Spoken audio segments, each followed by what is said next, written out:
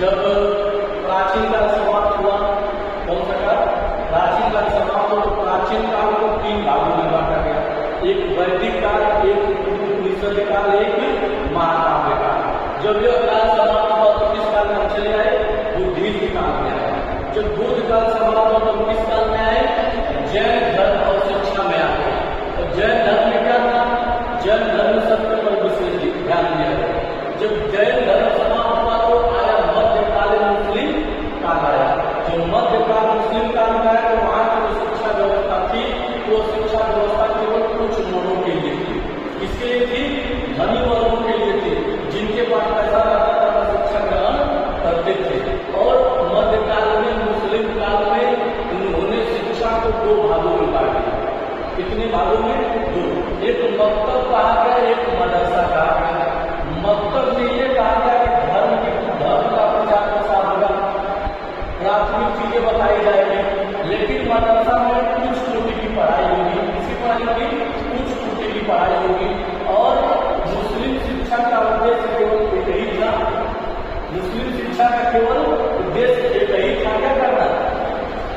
मुस्लिम शिक्षा का एक ही उद्देश्य था, बुराई नहीं करना, अपने धर्म का प्रचार प्रसार करना और सत्य को आगे बढ़ाना।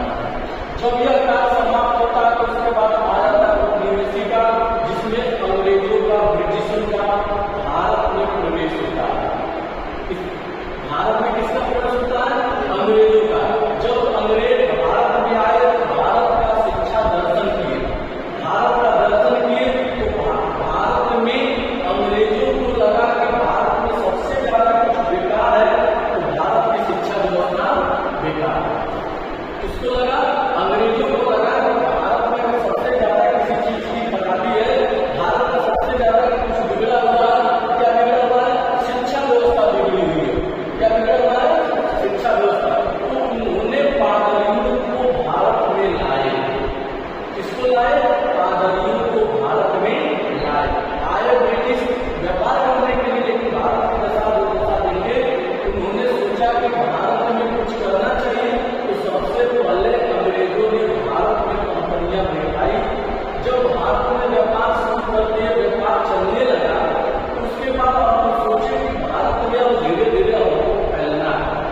तो अंग्रेज क्या किए कि अब उसमें काम करने वाले कर्मचारियों, यानी कि उस कंपनी में काम करने वाले कर्मचारियों को अंग्रेजों ने बुला करके बैठाया।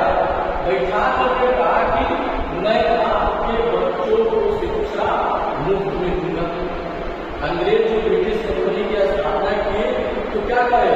हम आपके बच्चों को, जो इस कंपनी में काम करने वाले बच्चे हैं, उनको जो शिक्षा दी जाएगी मुफ्त में दी जाएगी। समझिए, इस तरह से कुछ लोग तैयार हुए, कुछ लोग नहीं भी तैयार हुए। समझ रहे हैं ना? जब सभी लोग तैयार